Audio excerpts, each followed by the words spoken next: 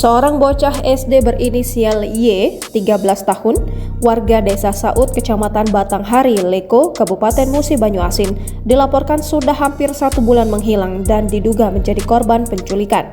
Diketahui korban terakhir terlihat pada Kamis 14 Maret 2024 dan baru saja pulang sekolah. Namun hingga saat ini keberadaan korban tidak diketahui dan pihak keluarga pun sudah melapor ke polisi. Ibu korban, Dewi Dayati, mengatakan sebelum menghilang, sang anak terakhir terlihat pulang sekolah dan hanya melepas sepatu maupun tas. Lalu anaknya tersebut pergi tanpa izin dan tidak diketahui kemana tujuannya.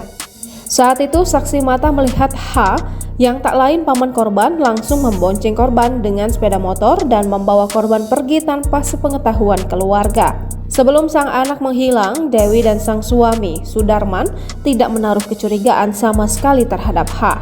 Upaya menghubungi pelaku juga telah dilakukan dengan berbagai cara, namun tidak diangkat sama sekali olehnya.